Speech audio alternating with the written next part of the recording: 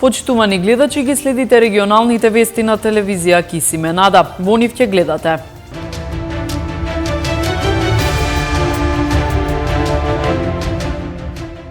Лекарите со совети до граѓаните за поголема внимателност, бидејќи топлото време го зголемува ризикот од мозочни удари.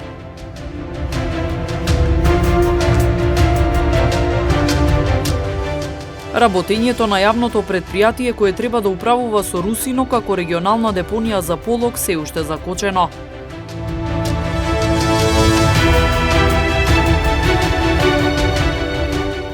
Пред тетовската јавност промовира на монографијата Драга учителке од авторката Сонја Андонов.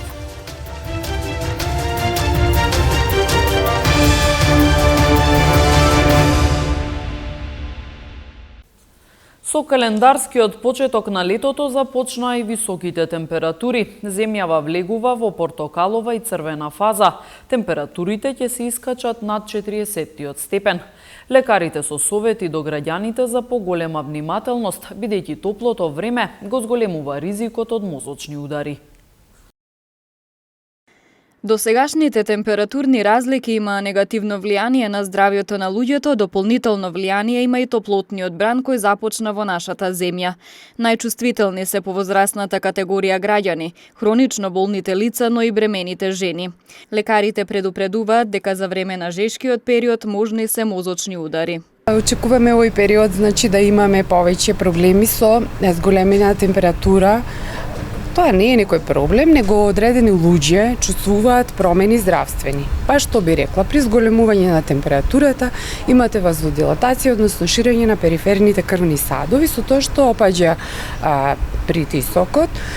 Исто така, за да се прилагоди организмот, тој имате потење едно изразено, па мора многу често да внесувате течности и самата крв станува повискозна, погуста и ние размислуваме докторите за зголемена ниво инциденца на појава на мозочни, на други, удари, може да се откачат тромби, во таа насока размислуваме и плюс кај пациенти што имаат одредена терапија, некогаш ја намалуваме терапијата за зголемен притисок, потоа што бидејќи очекуваме многу да падне. Кај некои пациенти стварно има драстична разлика и мора да се прилагоди терапијата.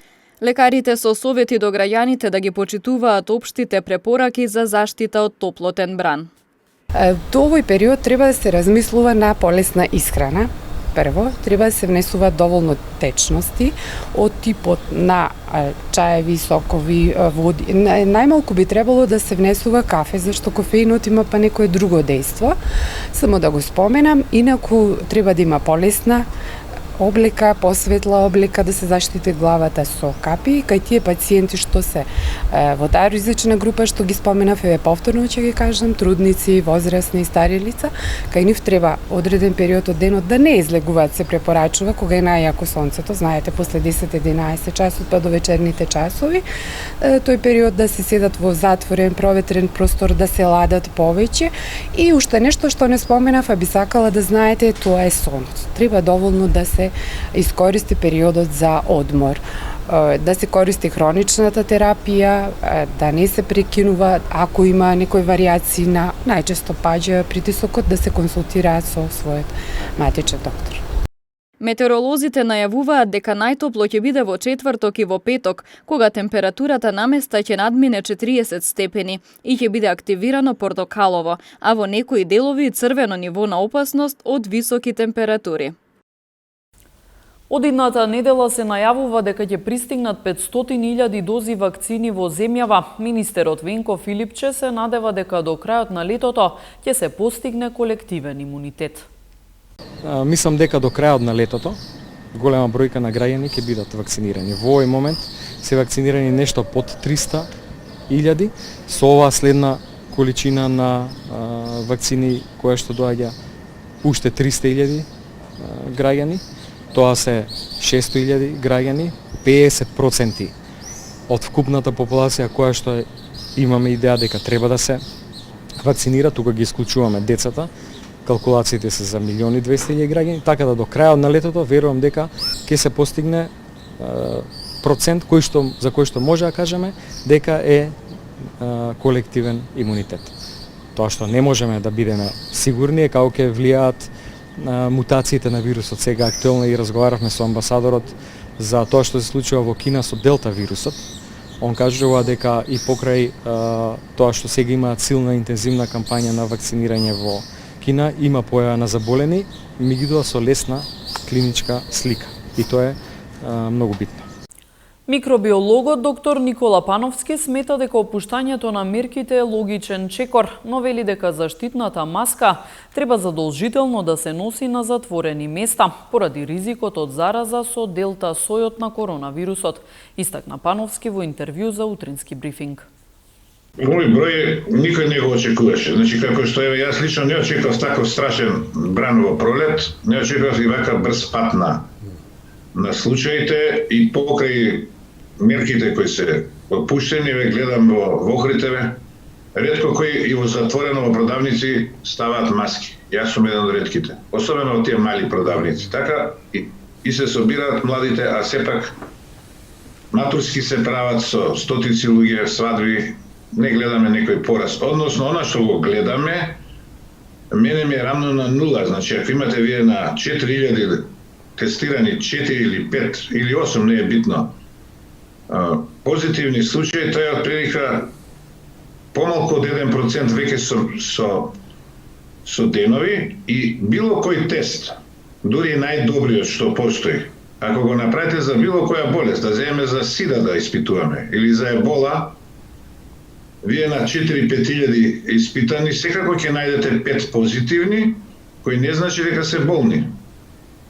Што би значило тоа ако најдете 0,1%? Тоа значи дека тестот има специфичност 99,9% е извонреден, бидејќи тие 5 ќе се испитат и ќе се видат дека наистина не се ебола или не се сида.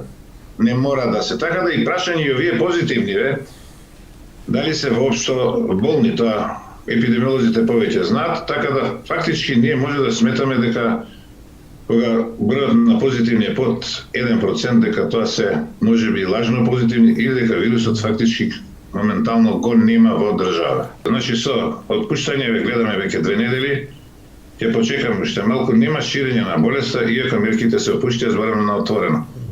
Се уште би задржал да не работат рестораните во затворено, бидејќи има доволно простор надвор, на отворено, и се уште би задржал маска во затворено.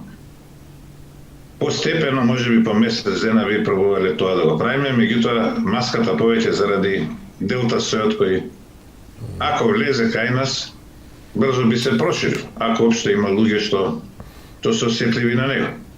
Тоа е, мислам, прашањето кое не го знаеме, се надеваме дека за жал со голема цена, скапа цена платено кај нас населението е прилично имунизирано по природен пат.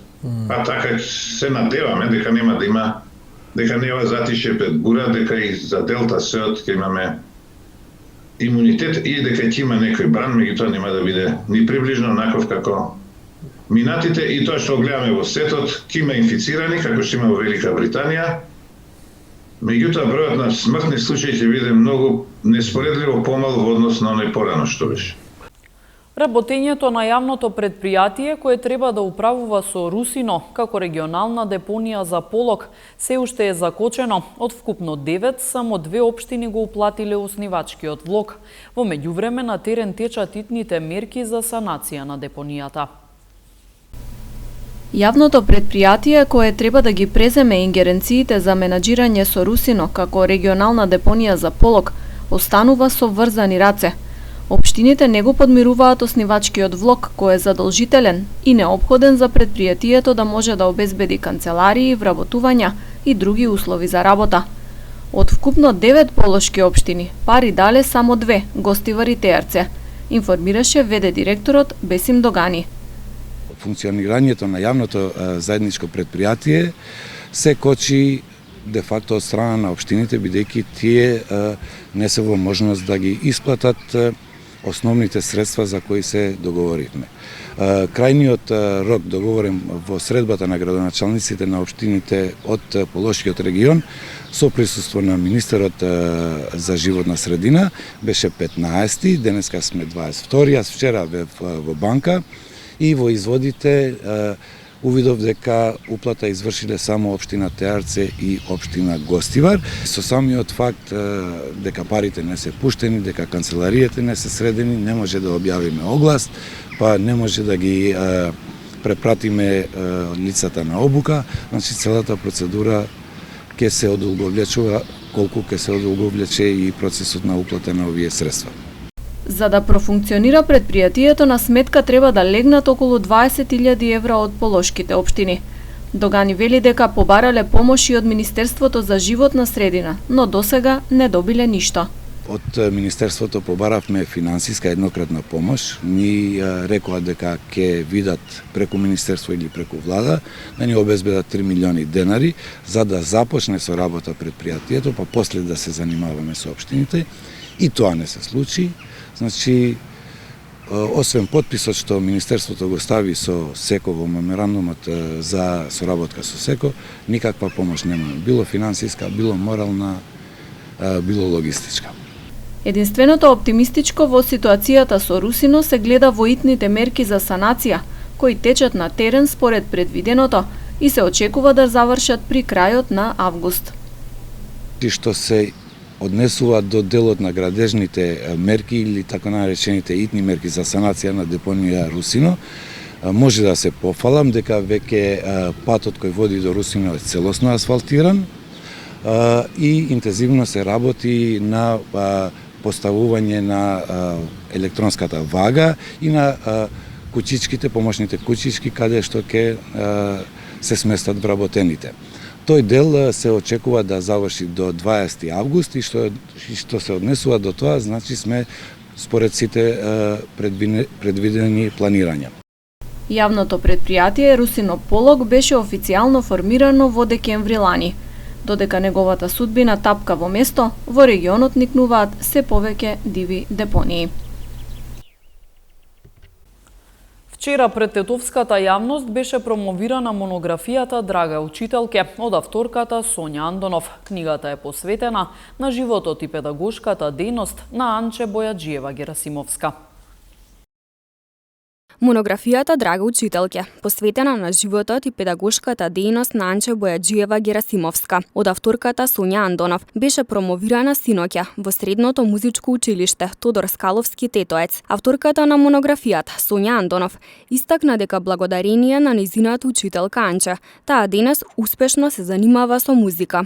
Секој во животот си има свој учител, што го памети, што останува длабоко во своите сеќавања. Една од тие личности е нашата драга учителка Анче Бојаджиева Герасимовска, на која е посветена оваа монографија, која оставила траги на многу генерации нејзини ученици. И во мојот случај Анче е виновникот во наводници, поради која јас ја засакав музиката и еве станав ова што сум.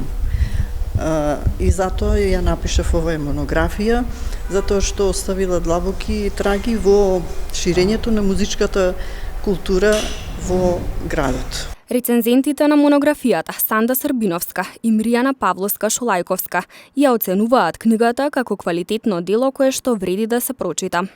Квалитетно дело кое што треба да се прочита, кое што вреди да се чува во домашната библиотека, за да можеме сите заедно да се подсетиме што и како се случувало во изминатите децении и што е тоа што треба да остане како вредност за идните генерации.